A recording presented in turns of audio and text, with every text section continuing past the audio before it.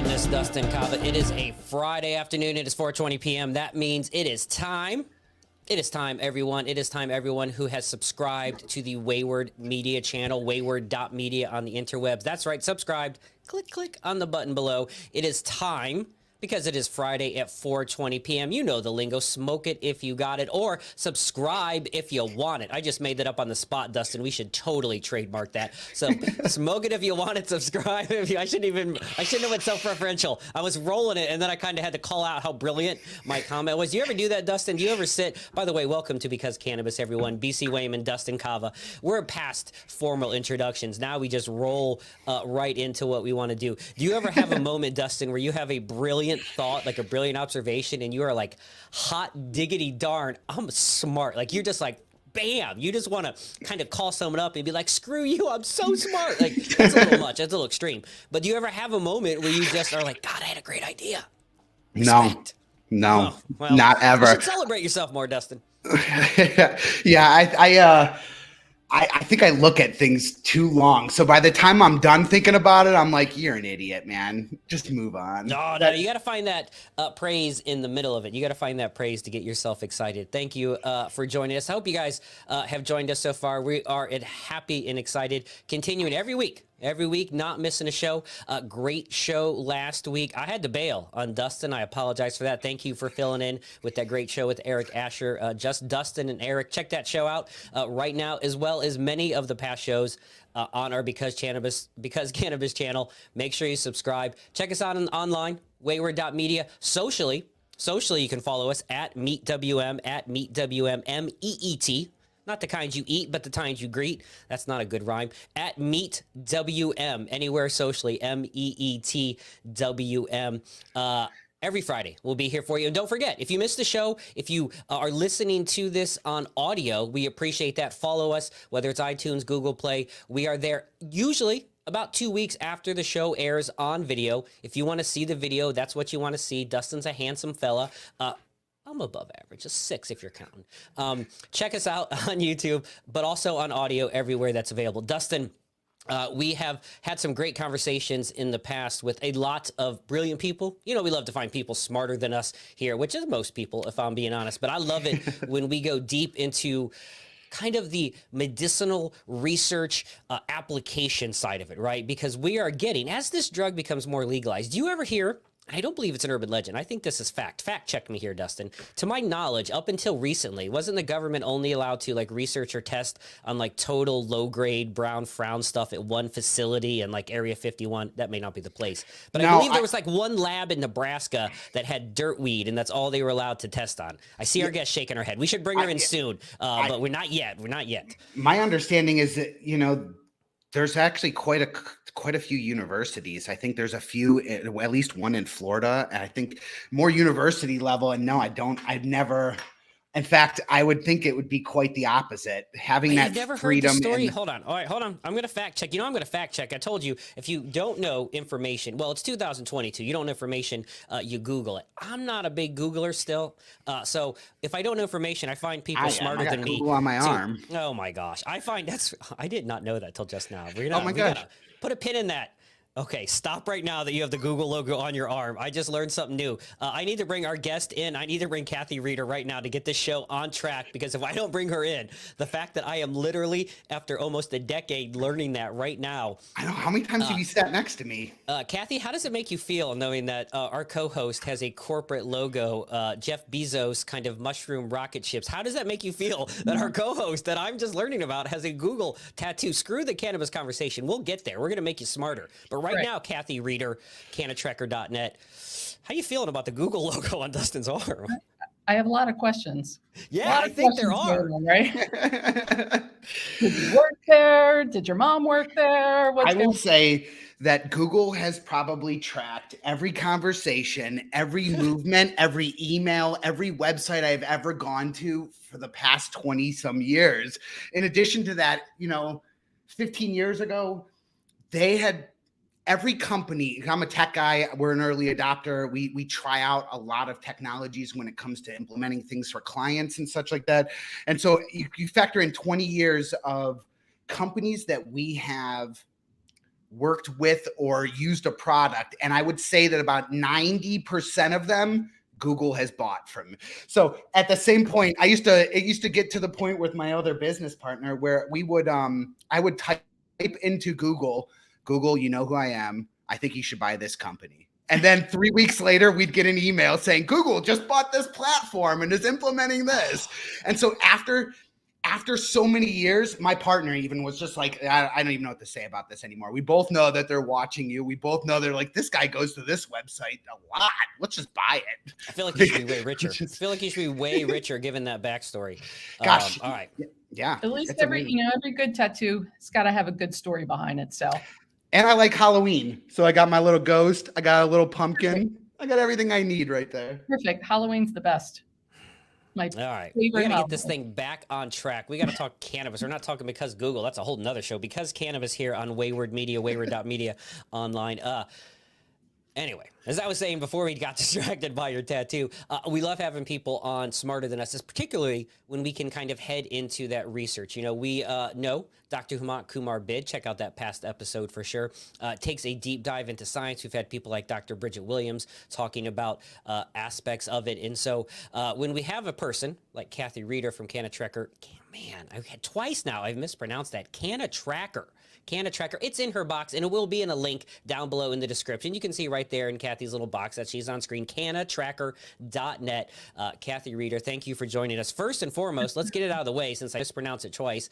Help me pronounce it correctly. Let's just go with what cannatracker.net is, and then we'll take a deep dive into how you got there and talk about the endocannabinoid system and more. Absolutely. Thanks for having me, gentlemen. Oh, for sure. We're blessed. Yeah. Cannatracker, just for me, it was a business model that post-school. So I went to University of Maryland School of Pharmacy and got graduate degree, Master's of Science in Medical Cannabis Science and Therapeutics. Upon graduating, kind of like most people, segued into the cannabis space, wanting to be an advocate for patients and really teach all this great information, that I got packed into 2 years. So immediately went into the dispensary model, started working within that. And, I was there for about 1.5 years. It was bought out by a large MSO because it was an independent one. So, which is pretty standard. It always happens with those. We've had conversations about that before. They do just swoop in and you think it's this ma and pa kind of vibe growing your cannabis. And at the end of the day, it's McDonald's and Burger King or, pick your 2 giant conglomerates that are fighting for your dollar. It becomes, average independent. It gets sad though. Like, do people, let me just interject here. Do people in Maryland, do they get mad about that? Do they care about the MSOs or do they care about price point? Like what is, and Kathy is from Maryland, what is the scene like in Maryland when it comes to that vibe and just in general with cannabis? It's a good mixture. We've got some incredible independent growers still growing in Maryland. SunMed does amazing. District Cannabis, of course, is in there. So just 2 off the top of my head that are still independent, non-corporately owned. As far as growers, so the dispensary that I worked for was purely retail only, no growing. And not vertically integrated. So, but, there's a lot of people with a lot of opinions, just like restaurants, right? So I come from a restaurant background. My husband and I owned a barbecue joint called Hemp and Hill, nonetheless. That's fantastic. Always smoking something was our tagline. So we've been working on this for a long time, right? Well played. So that was well before this whole journey, huh? You're kind of absolutely planting the seeds. We're just punning it all up in here. Planting I the was seeds. just going to say everyone's punny today. Oh, yeah, wow. It literally started because we threw really great parties at our house. And that segued into becoming a caterer and then a restaurant for 15 years. Wow. And then COVID hit and then we said, peace out. And so I was already 1 year into grad school at that point. But just like restaurants, right? You have chain restaurants, you have independent restaurants. And so for me, being independent, being an entrepreneur, I gravitated, to our local one. And it was independent. It was a small group of people just kicking ass every single day. I mean, it was long 12, 13-hour days. But it was great. A lot of great experience. I just didn't want to work for a large MSO at that point. So I decided to start CannaTracker. And my theory and logic behind it is I wanted to be able to really spend time with patients, educate them, counsel them, listen to them, have the time to do all of that. So what I kind of started to develop is, just private consultations. And in Maryland, it's a new thing for sure. A lot of people are just used to going to dispensaries like most and getting information there. Okay. And so, as a business owner before and as an entrepreneur, you find a need and you fill it. So for me, I could see gaps in education on many levels, be it at the dispensary or just in the industry in general. Maryland is a younger market, but the state's doing amazing things, to put it all together. So that's kind of how I got started, with this theory since December. How much time do you actually get to spend with the patients? On average, is it that everyone is different? Someone may take 4 hours, someone may take 35 minutes, or Within a dispensary model, you're asking? within your model, within the ability to sit with everybody and kind of, get there. So I schedule 1-hour consultations.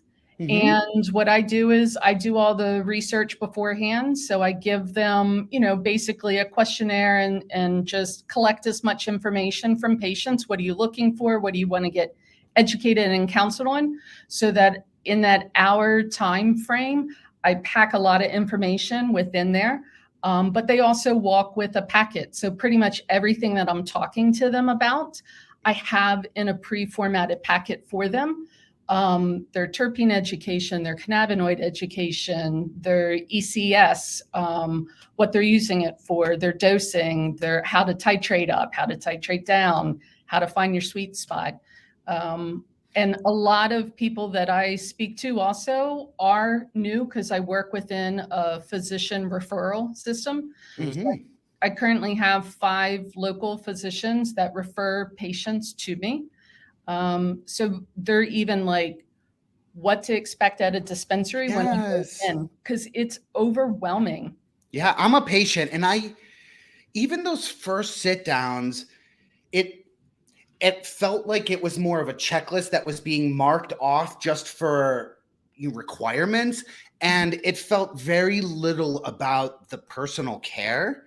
Or even that aspect of here, you can ask me a question. As the physician, they were saying, go to the dispensary. And when you would ask the dispensary in Ohio, I was being told, that we're not allowed to actually talk about that specific thing, or we're not allowed to, have that conversation. So it's very nuanced. It seems like this thing that even as someone who's been in the industry and owned businesses within the industry, I still had a hard time navigating, and where I could ask a question to an actual physician was really difficult.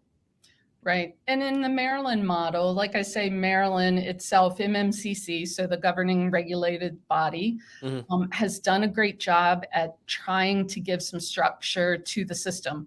So within that is every dispensary is required to have a clinical director on payroll, on staff. Now, that doesn't mean that they're physically there, right? So you could have one clinical director that is counseling on drug-drug interactions, particularly diving deeper and beyond than what bud tenders can. And there's just certain requirements. So whether it be at a physician, but you have to be licensed within the state of Maryland in a healthcare field. And, but it's hard because they are not physically there. So it's not like a bud tender can start with you and then say, okay, you're going deeper than what we need. I'm going to pass you off to, Kathy over here as a clinical director or what have you. It's not necessarily exactly how it works in my experience. There are 102 dispensaries in Maryland and, which are some great, That's a pretty good number, I would imagine. I don't know off the top of my head. Do you know the population? I'm always curious about saturation percentage. Like, Maryland's population roughly? No, I don't. Not off the top of my head. Off the top of the head. Dustin's a Googler. He'll find it out for us. We're a big fan. Google it for us, I'm sure. Yeah. 6 million. Googler. He may, is it 6 million? It's 6 million. All right. So, I mean, because we are, that's a little bit higher saturation kind of rate than it's not bad comparatively for that. Do you find in Maryland the physicians, and I'm going to say, when I say physicians, we'll say doctors, we'll say people who went to med school maybe before the endocannabinoid system or before legalization. Do you find the physicians I feel a loaded question coming on. I'm always curious. You know, there's obviously a new school versus old school generation, but just in general, like I would say, and just to preface this, I would say where we're from in our experience, we are in Ohio. We have physicians. If you do the number of doctors, like percentage, it's like less than it's like 2%, I think, or so of registered physicians that actually signed up to be a recommending physician, right? Like it's extremely low. You go to physicians meetings, they're actually, I would say, poo-poo on it, if I'm going to use a technical term there, clearly. So would you find that is to Dustin's, and there are some great doctors here in Ohio. We've had a few on the show. Dr. Bridget Williams, Green Harvest Health, shout out. You know, we got some great doctors here, but a lot of referring physicians are money grabs. We'll just flat out, we'll say it, they're money grabs. What is it like in Maryland? Do you find the physicians are more into it? They're more approving of talking about, you know, cannabis and its uses and its, you know, the therapy that it can bring? Or do you find it is still kind of cannabis doctors and then what you would say regular doctors, for lack of a better term? It's a little bit of a mix. So you have a small subset of physicians that are trying to become involved in cannabis knowledge and space. I personally, like I say, I work with 5 as of now directly that are active referrals coming in.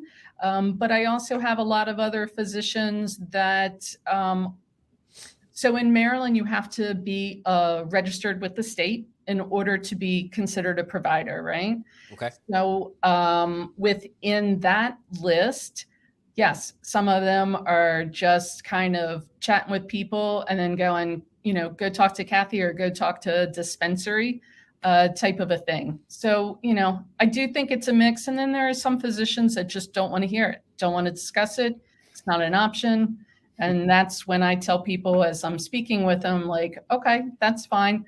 You know, maybe second opinions in order. I like that face she makes. She's like, she's like, thought she was about to name for a second there. She's like, Well, and she had someone in that head right there. Is this just like a one-shot deal for the education? Like once we consult with you, are we able, is this an ongoing thing? Because that first initial packet says something, but as they are dosing themselves and as they are using certain things for certain timeframes or certain points of wellness, is there that ability for continued communication? Can they call you back and say, Kathy, I don't know what the heck this tincture is, and what the hell this means? Can you walk this through? Yeah, it happens often. And so in that packet is kind of like, okay, I can sit and listen to you. And I always preface it with people like, everything I'm going to tell you today is in this packet. So don't feel like you need to absorb everything. You get to take it home, sit and read it. Questions will come up, just like any other appointment that you go to. Oftentimes, another family member will also come with the patient. And just like any other kind of clinical setting, it's because you're so kind of focused on your own thing, you get glazed over and stuff, right? So, my door's always open. I email, I text with patients, throughout the day. Like, I deal with one subset is kind of age populace. So they're going to be on average, probably, I'm going to say age 70 and up. That are new medical patients. And what I love about this is that they've come out of the Reagan age and the Nixon age. And even beyond the Reefer Madness era. I mean, absolutely. That point. And they've sorted through all of that and are seeing light at the end of the tunnel and going, all right, this is not like what everybody said it's going to be. So talk to me about this. So we go through, and of course it is an overwhelming experience. And so, I circle back around, I meet with patients, either a 15-minute via phone or another hour follow-up. we will reassess, okay, this is what you're doing, because I'm sure the Ohio market is the same as Maryland. The medical menus drive me crazy because you go in, right? You get something, it's awesome, it's working, you go back, not there. Yeah. So- And you were not allowed to look at ours, so we're not allowed to see it ahead of time before you buy it at all. And prepackaged and sealed from the cultivation facility.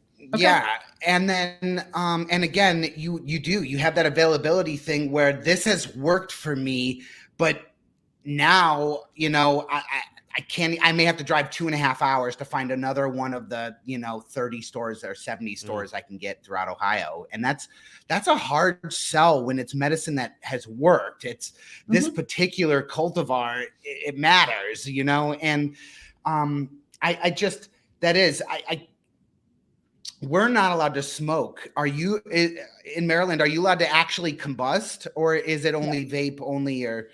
No, we have Okay. flower, full on flower, everything. Yeah. I mean, like I say, they've set up the program really well. And, so a lot of what I do teach, in addition to the basics, it's how to be your own personal advocate. And so thus the name Canna Tracker comes from the fact that I really encourage people to journal. I actually developed, and had printed a journal, and Oh, look at that. it's just something kind of small and it's simple, but I teach people how to use that. Just like a dietitian, like advising and counseling people on what you're eating, what you're putting in your body, and beyond cannabis, how that interacts with your food, and how, if you're taking an edible and if you're eating something else. So teaching all those nuances, how that kind of layers in. So by coupling the journal together with the cannabinoid and then the terpene education, it's starting to kind of put all the puzzle pieces together for themselves. So they can walk into a dispensary and say, okay, I had Ochi Kush flower. This was the profile that's on it, because thank God Maryland is one of the states that requires on every single product to have cannabinoid and terpene content. And it's beyond just the top 3. It's everything. Yeah. And if it doesn't say on the label, any patient can go into any dispensary and it is their right to ask for a COA printed. What? Oh, wow. You can get a certificate of authority for those not in the know. I just learned that recently, so don't worry.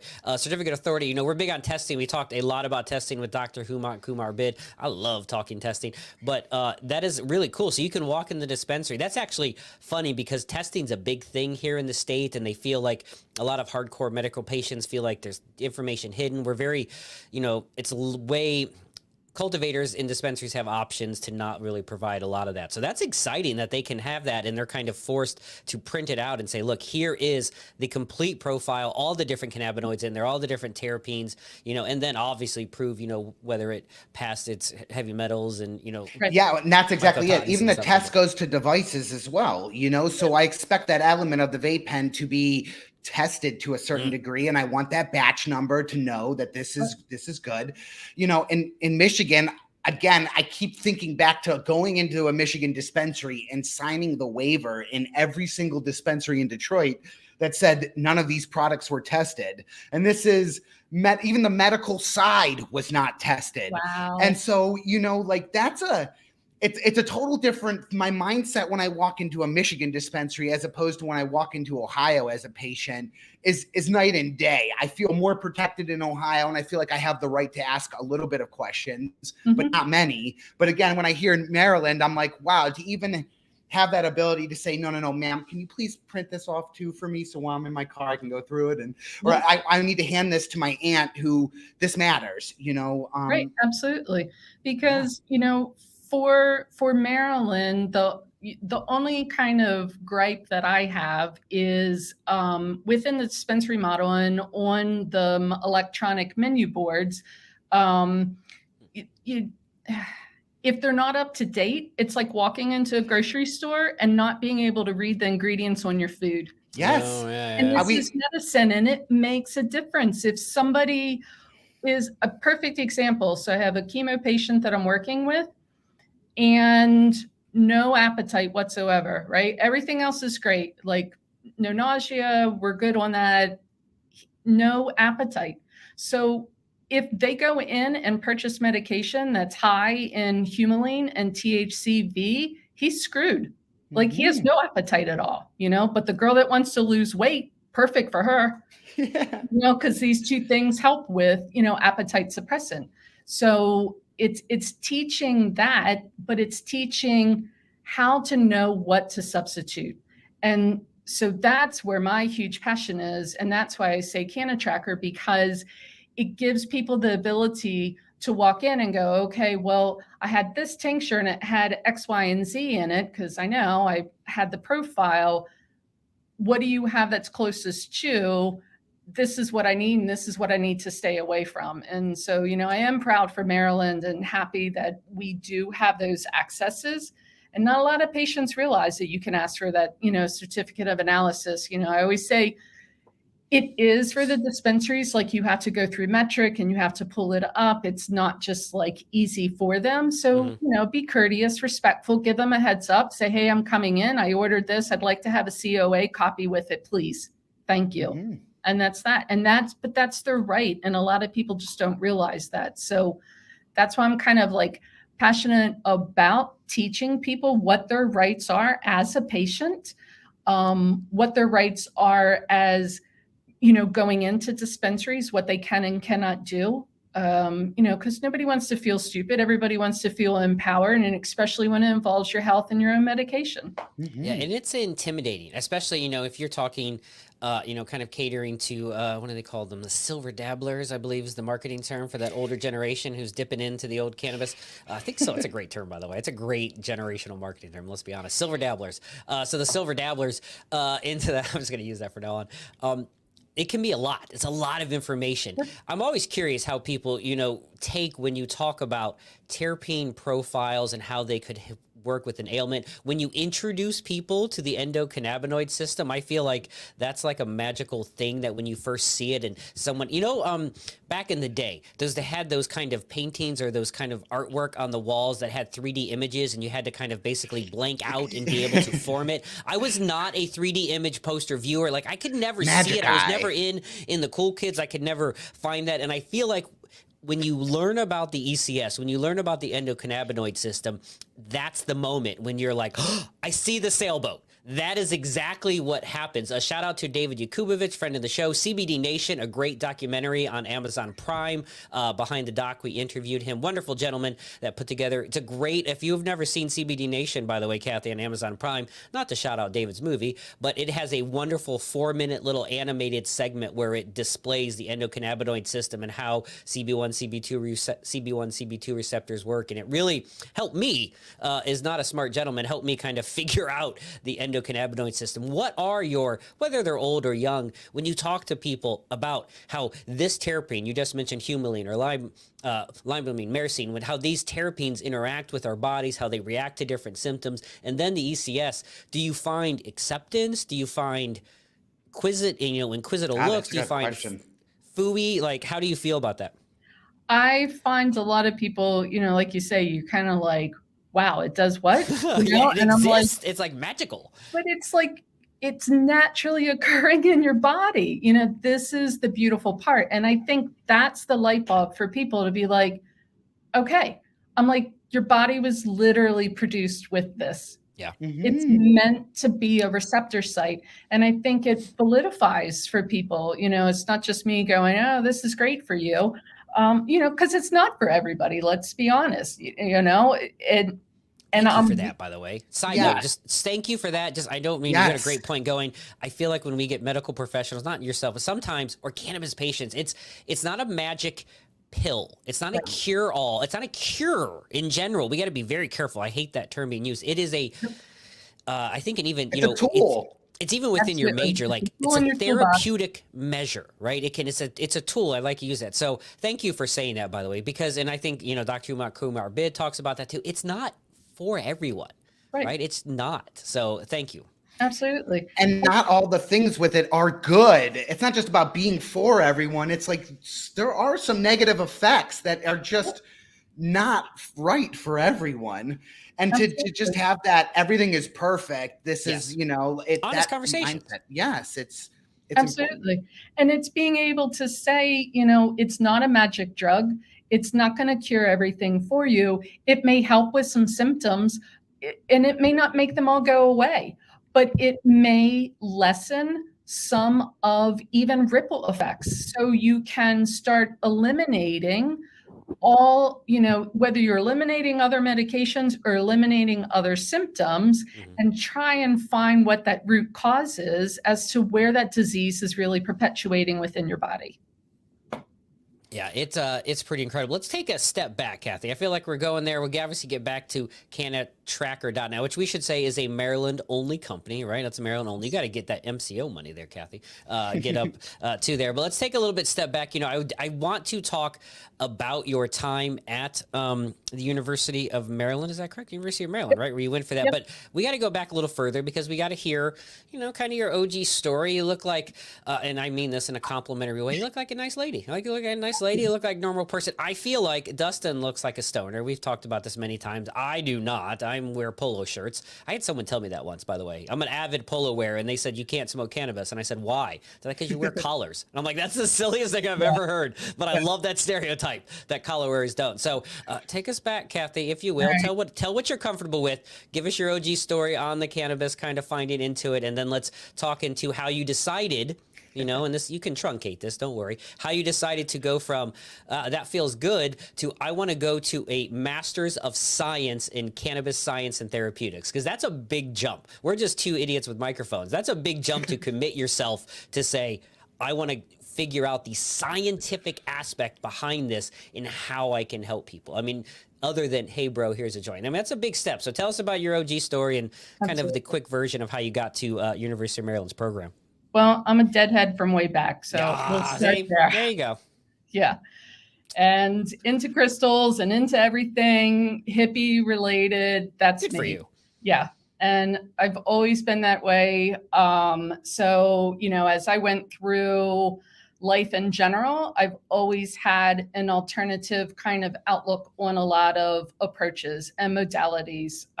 So, whether it be Eastern, Western medicine, it's anything, finding what fits.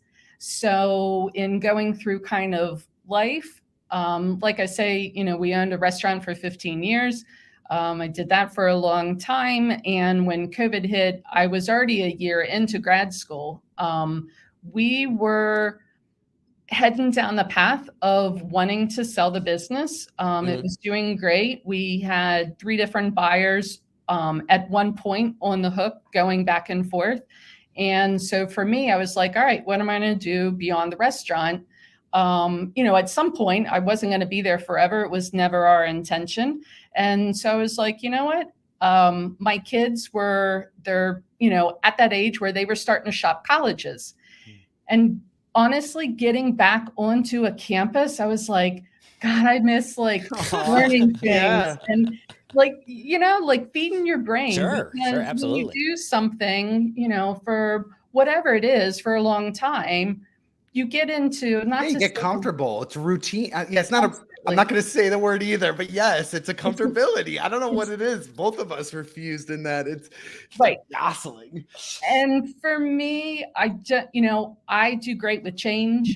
I love innovation. And I think that's being entrepreneur. You're always looking for what can we improve? What can we do better? What can we change? What can we push an envelope with? I mean, hell, our restaurant's name was Hemp and Hill Barbecue. So we push envelopes all the time. That's just who we are and it's what we do. And so when University of Maryland came out with that program, I actually was accepted at Syracuse for another master's program as a information system and library science. Oh, you took not a real. I admit, you think librarians get down with the cannabis? Maybe they do. When I owned the head shop, I will say my summers were filled with teachers and other administrative staff from school. So I know they do. Let me just ask a quick question. Side note, just because I like everyone's opinion here. I think people typically know that you watch TV, listen to music. Where are you two at? Just on a personal level, on consuming and then reading.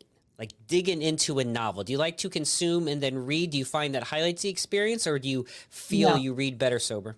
Yeah, definitely. I tried it through school and wasted an entire day. I was like, this was a bad decision. Very, very bad decision. Music and TV good, books bad. Dustin, where you at on the books? Can you crack a spine on a tome while cracking a joint at the same time?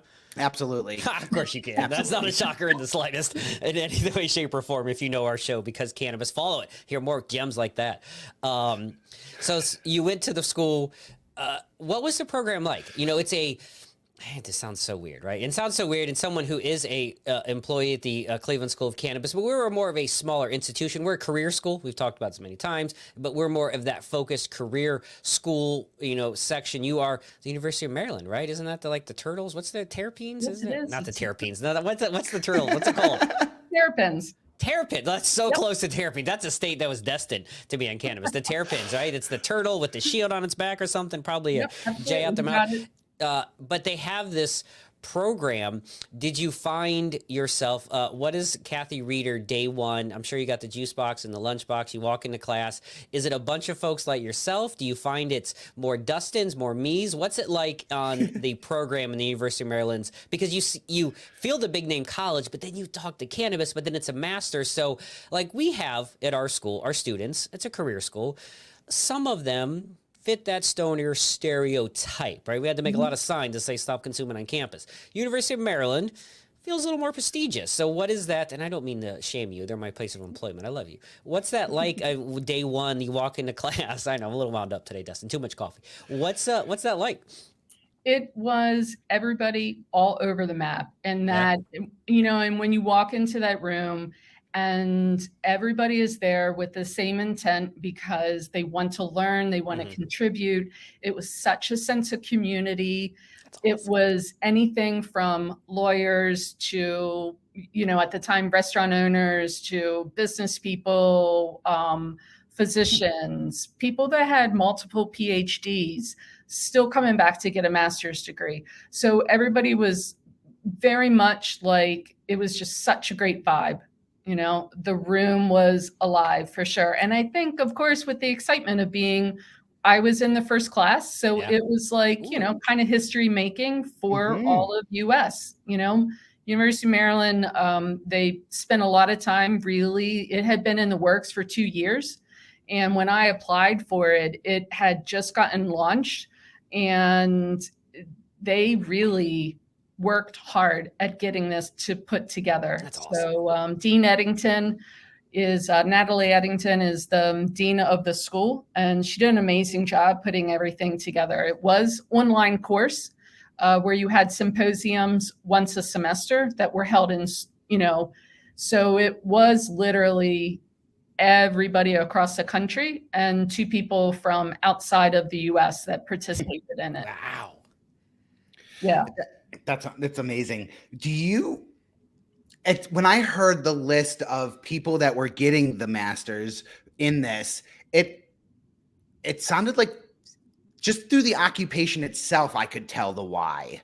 Was any of this more than just occupational on why they were continuing this? I mean, did you hear any why statements that just weren't more than to further the career, with your peers there?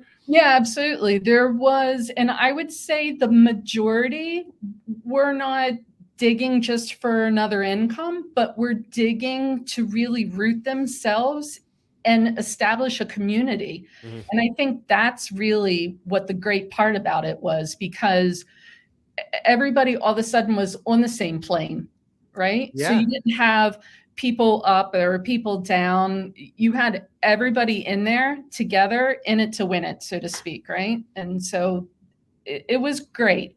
It was a good program. I enjoyed it. Great forums. And even with being online, and of course because we would have started August of 2019. So, way prior to COVID, and then COVID hit, and then you were already online anyways. But just the caring and the compassion within going through that, because we actually lost our restaurant through COVID and chose to shut down in July of 2020. So I was super thankful to have this, to not only continue, but to really kind of have something to look forward to and Yeah, to reinvigorate your soul a little bit after absolutely. so And long of dedicating it to another your child, you yeah, know, and it's yeah, you go through a morning and everything, but it yes. was, in that hippie cosmic sense, everything was in alignment, and I was where I was supposed to be, and that's like the beautiful part of it. Did you ever consider infused barbecue sauce as a side business? Come on. She's Yeah, thinking You ever it. infused It's a a barbecue yes. sauce on the side? Wait. I feel like, and there's a whole side we cannot tell, but I feel like the best podcast here is Kathy Reeder's parties at the barbecue place. Yes, before she I got in, agree. 'cause that's the 100% show. agree. That's the show everyone wants to hear. People, friends and family of Kathy, that's what they want to know about. Any absolutely. infused barbecue sauce at those parties? Yeah. Well, Yeah, we did a of course lot there of is. infused different things, but yeah, outside the restaurant, a lot of different ideas rolling on. What's Absolutely. the best I am- barbecue item? That's what I want to know. Like, where do you stand on barbecue? Where you are someone who smoked it if you got it, so to speak. Good pun. I'm full of puns. God, I today. love What's it. the? I really- I know, right? Kathy had a couple puns earlier too. What's the? What's kind of like the? What's your favorite thing to make and consume with barbecue? So not even infused, but just like barbecue, because I love barbecue. Barbecue's All right. amazing. So here's the ironic twist on this. I'm a vegetarian. Shut the front door. Oh, M. Night Shyamalan just rolled into this podcast and threw There a you go. rug. Just hold on a second. Boom. Hold on. Okay. Kathy Reeder. What else Kathy can we Reeder, barbecue? Are you allowed to? Cannatracker.net. Dustin, you got bad internet connection today. Kathy Reeder, Cannatracker.net. Hold on a second. I had this whole conversation path we're going to go down. We're going to circle back. We're going to get to the Absolutely. medicinal aspect. But you just went with, I'm a barbecuer who's a vegetarian. Right. So for the record, I was front of the house, and so I was the bartender, right? That was my background. My husband is the one that competed professionally Oh, nice. for barbecue and did, the whole tours, went to the Jack Daniels World Invitational. Oh, nice. He made it twice to that, 1/3 in pork, one of the times. American Royal out in, the whole way out. I used to went through a barbecue reality show phase once. I watched like 2 straight seasons of barbecue reality shows. I feel like I got to know these people.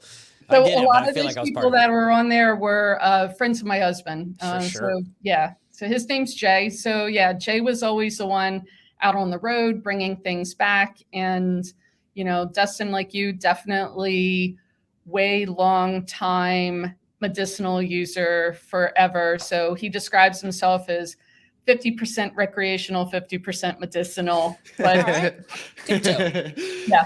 Yeah. Dustin, where you at on barbecue? I don't know if I know this about you. I learned the Google thing. Where you at on the barbecue? I love it. In fact, yeah, I love it. And I'm a comfort food type of guy. So I will go for the mashed potatoes and the barbecue over the sweets any day. For my comfort. Beef or pork? Where do you, if you had to choose, you go the brisket, the pulled pork, even the pulled chicken? Not as much for there. Where do you go? Barbecue chicken? Like if you had to pick, what's your? And I feel like non in the ears here, Kathy. What's your meat of choice? Dustin? Yeah. If you're gonna barbecue it up, you're gonna slather on some of Jay's famous sauce. Jay have his own like sauce, like a famous sauce. Of course he does, right? Yep. Of course he does. I'm a no sugar kind of sauce. That's how I roll. Like no, that's where I'm at right now. What's your favorite pork, beef, or chicken, Dustin? I think it's going to be pork. Yeah. I think pork is it. Ribs, pulled pork. But I want to know what veggies can we barbecue like that? What else do we got? Like a portobello mushroom or something? Can we? Portobello mushrooms. We did smoked tofu on our menu. That was and it was a spin on a pad thai. Mm-hmm. But we rubbed up the tofu and then smoked it that way. And it was a huge seller for us. And we were also, mind you, we were in Hagerstown, Maryland. So we're an hour west of Baltimore, DC. And people are like, tofu what? Really? Yeah, I know. But we're a blended family, right? So I don't eat meat. Obviously, my husband does. And my kids would kind of go either way, more to the meat side, obviously, until, if I'm cooking and then you got a touring level barbecuer cooking it up. Yeah, like if it's me back there with my electric master grill thing, no. But if you got Jay on, yeah, for sure you're eating that as kids. But I'm also from Maryland, so I do seafood. So I guess technically pescatarian. So, you can't be from Maryland and not eat crabs and shrimp and all the good jazz. Absolutely not. Old Bay for life, babe. We got At side railed. Let's get back. Yeah. At what point is a lot of your meetings one-on-one, or is this something that you're going to end up doing more of a telemed situation and scale it in that way to the rest of the state? Both of those, absolutely. And, so my big thing is definitely education does not stop at a state line. So again, I'm 10 minutes from Maryland and West Virginia, but education can go anywhere. So, I can telehealth and consult with people that way. I actually had put together an RSO class of how to make an RSO. Yeah, which was fantastic. Love doing it. So we do it, in small, very, very small classes that way, because it's an involved process, but the simplicity of it is, again, to empower people to say you can still make your own medicine, and it's really not that hard, right? Yeah, shout out to our boys at Mend with Dignity, who do the same thing, teach people how to make their RSOs, a documentary about a couple guys. Oh yeah, Men with Dignity documentary. We had the director Kim on the story up in Canada. He was just touring. This guy just goes around. There's two silver dabblers, as they were. These are hardcore medicinal users out there teaching just people free of charge, like how to make their own RSO. It's kind of a great, cool thing up there that they're doing in these tiny little communities of Canada. Yeah. I have the chemo patient that I have teach how to make suppositories. God, that's awesome. Something I haven't heard across the board, and to me, it's necessary in a lot of cases. Yeah. And it's not hard, but it's that kind of getting past that concept or an idea of like, oh my God, how are we going to do this? Like, really, it's not that hard. Let's break it down, right? It's really easy. It's a great route of administration. People don't want to talk about suppositories, but hey, I just watched recently. I was part of someone I know who put on a how to infuse your own tampon, like little seminar on the side, CBD infused tampons. It was focused on that aspect. But they showed, because we had to use CBD, how to infuse your own CBD tampons. And it feels weird. And there was almost these middle school giggles at first. And then it settles into, oh my gosh.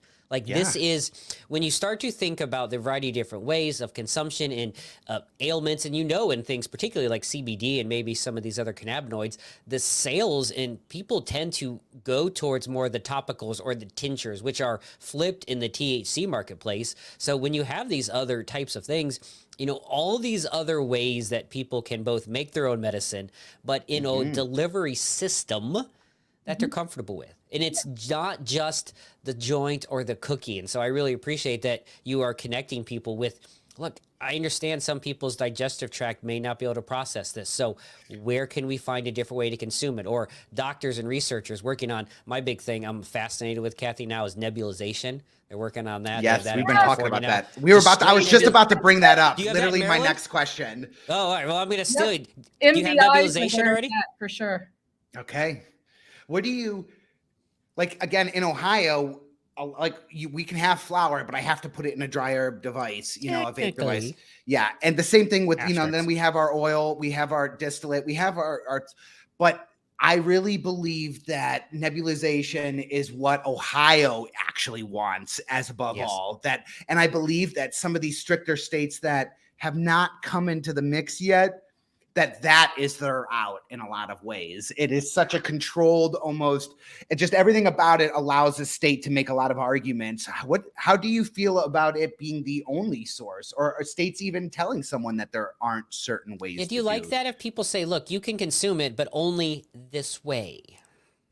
Of course not, because nobody wants to be like, here, you can have this, but you can only do this with it. Well, then what the hell? I mean, yeah, you can't have it both ways. So I feel like nebulizers and MDIs, that was one of the sections of school that when we were doing advanced chemistry class that I was just like, yes, this is where it's at. Like, this so makes sense. It's easy to titrate. It's easy to dose.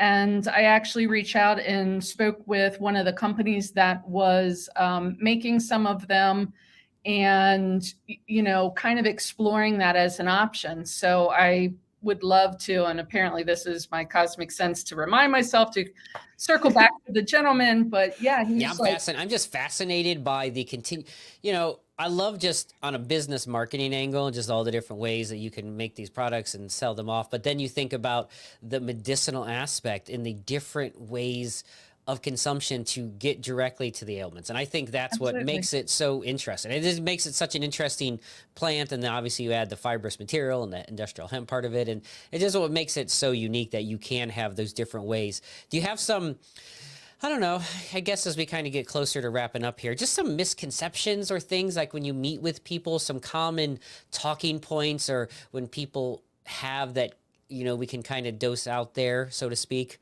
Too many. Yeah, absolutely.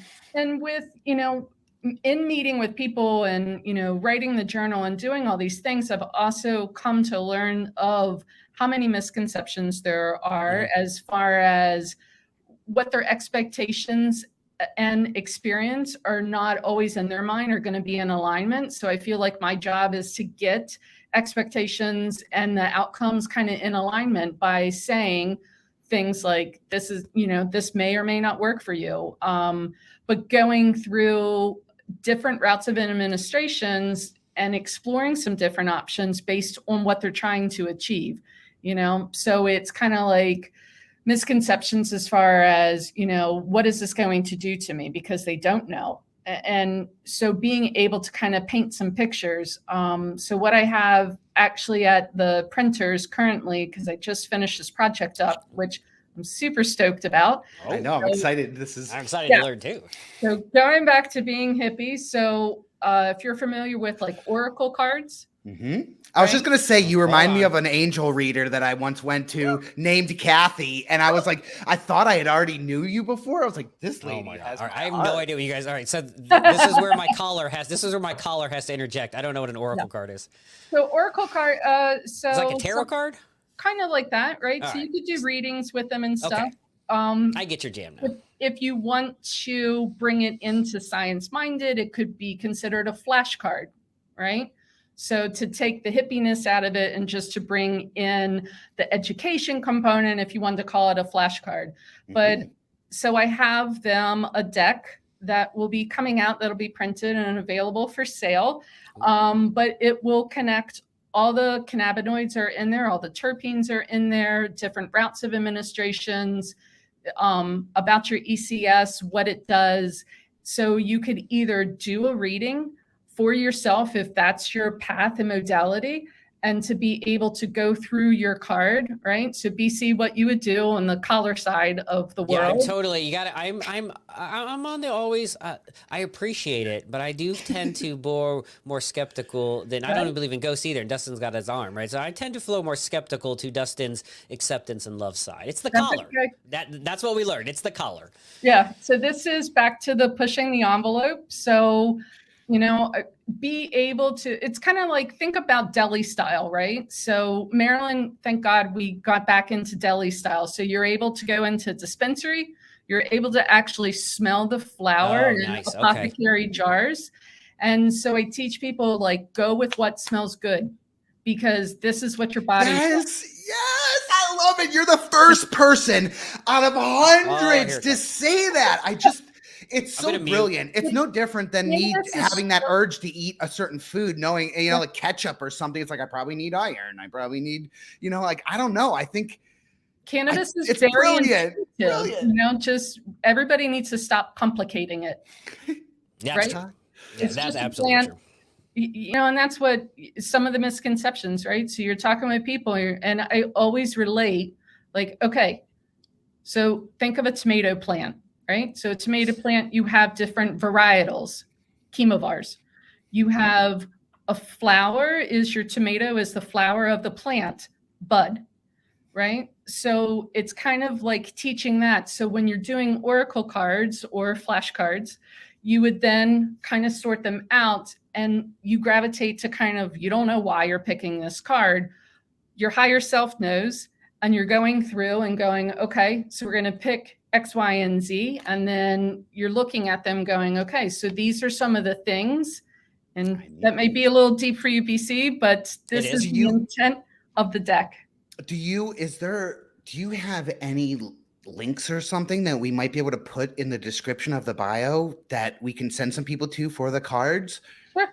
Okay, Yep. cool. And like I say, they're at the printer now, so I haven't gotten them physically. So within the next couple of weeks, I expect them to be delivered. But yeah, and yeah, I'm stoked about it. I mean, I think it'll be a cool thing. It'll be, again, something else. And even if you get the deck and then you just pull what works for you now, because as we all know, cannabis and your body change. So what works today, you may need something different tomorrow. One of the huge things that we definitely learned through school and was a different way of thinking, I think, about route of administrations is considered dose layering. And this is something that Dr. Solak teaches out of he's in Maine. So he's in charge, if you're familiar with Healer, is a cannabis brand. And so he runs his own cannabis practice. He'd be a great person to have on here if you guys can get him. I don't know how in demand he is. I don't know. We'll find out. Yep, Dustin Solak, he's amazing. And so he definitely is a huge proponent of dose layering, which is kind of, you know, you do say your inhalation to get the ball rolling. And then into that, you're doing either a tincture or an edible. So as one's exiting your body, you're layering your doses, because the whole point is to have, like any other medication, steady stream in your body. And even doing, like, I'm a huge microdoser. So doing microdosing through the day to have that steady stream instead of peaks and valleys.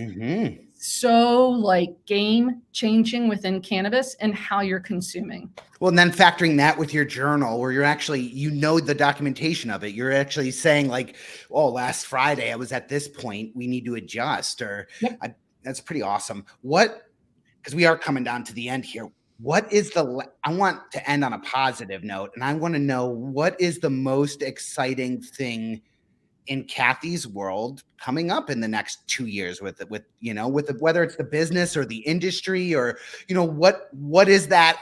I'm ready to keep going. I keep seeing the light bulbs going out, but I know I'm in the right place, and this is what I want to, you know, accomplish. Absolutely. So Maryland will go rec. In November, it's on the ballot. It'll be on the ballot, and MMCC is hiring like crazy. So, you know, it's going through if they're putting people in place. And so within that, you know, one of the questions that I got asked is, well, what is your marketplace? And I'm like, anyone who's breathing, right? Because everybody can at least endure this and educate it. And whether it's for themselves, it could be for a family member. And so, you know, what I'm excited about moving forward is whether I'm working with other agencies or still on my own, I'm very open to the path that's brought to me, because I am a huge proponent of allowing that to unfold and having trust in that process. And so, you know, my excitement is just continuing education and getting people to see the plant for what it is and allowing them to be their own best advocate. You are amazing. Yeah, right? This was a good show. I mean, come on. I know. Thank you. I keep going. Kathy Reeder, cannatracker.net, which we should mention, Maryland only company, cannatracker.net. But your Oracle cards, right? We're Oracle cards, and we'll get that link, send it to us. We'll toss it in the YouTube notes. So if you're listening to this on YouTube, you should be able to, after you click subscribe, you should be able to go down and see that link. So we'll get that into there as well. Those would be shipped anywhere, correct? That's available for anyone? Absolutely. In the journals, I can ship them too. Oh, the journals as well. All right. So is that, so send us that link. So we'll make sure on top of cannatracker.net, and if you're a Maryland resident, obviously we're going to give all the love. Visit cannatracker.net. I think anyone that can spend that much time and education, just listening to you, Kathy, this last 60 minutes, I'm smarter for sure. But you can see the passion. You can see the passion. You can see the science behind it. You can tell that it is from a both legitimate scientific confidence that you speak and passion, right? You can see both kind of, you know, the hippie and the Hippocratic oath. My gosh, I'm on fire the hippie and the Hippocratic It's so Oath good. happening right. I know I'm on fire today, people. It is full of puns and alliteration. That should be the name of the show, by the way. might need Hippie to and borrow Hippocratic that. Oath. Yeah, I feel like education and endocannabinoids was the name we tossed together before we met you. We can't rename it now, but hippie and Hippocratic Oath for the next doctor, Dustin, by the way. Save that one for the next one. Yeah. Kathy Reeder, cannatracker.net. Really appreciate you coming on to the show today, spending time with us, talking you about for that, having me. educating us. For sure. No, I think it was wonderful to have you on. Dustin, I'll let you kind of get your words in, and then we'll wrap up here. I honestly, I felt blessed today having you here. It was a really good show, and we really do appreciate you taking the time out. We know that it's a hassle, and we even talked before about, you having to go somewhere else to, even have the show to begin with for better internet and stuff. So thank you so much. Moving to find us. So thank you everyone for joining us. Thank you, Kathy Reeder from cannatracker.net. Find the links below, order those cards there. Don't forget, subscribe to the show, Wayward.media. That's where our webpage is, the other podcasts we have as well. Socially at MeetsWM, you know the drill. Dustin, great to see you again. Every Friday, 4:20 p.m., brand new Because Cannabis shows every week. Even if I want to bail, Dustin finds a new guest like Eric Asher last week to join us every week, a brand new Because Cannabis episode, followed on audio wherever you listen to your audio podcast. Kathy, thanks for joining us. Everyone, we'll see you next Friday. Thank you.